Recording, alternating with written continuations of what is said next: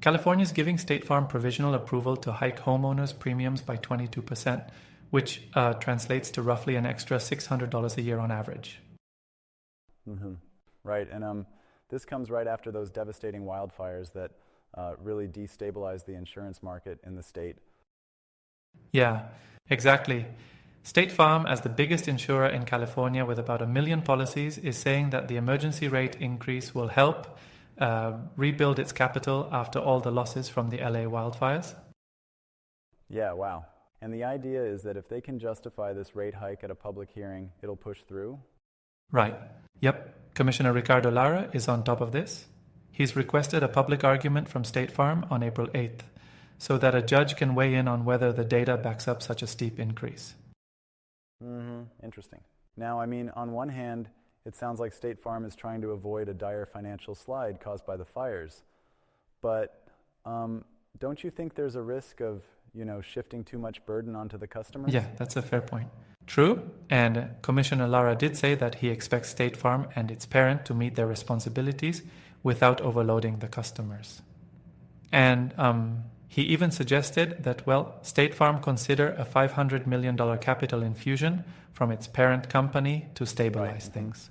So it's like they're trying to ensure they don't just bail on the market entirely, because other insurers might not pick up the slack if they exit. Exactly. And remember, State Farm mentioned they'd also halt canceling and not renewing policies for at least 1 year if this rate bump gets approved.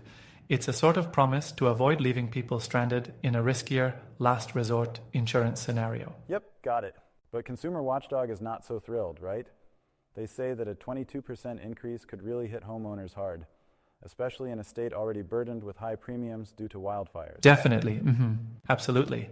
And it's not just homeowners. Rental owners and even tenants are looking at even steeper increases, 38% for rental owners and 15% for tenants. It paints quite a challenging picture for everyone affected. Right, yeah. I mean, come on.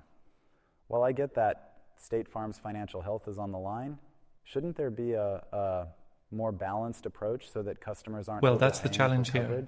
Exactly. It's like a tightrope walk between keeping the company solvent after the They're doing this right after the wildfires. I mean, people have suffered so many losses and they still want to do an emergency 22% rate hike. I understand insurance companies are in business, to be in business. I get that, and I get that they're losing money.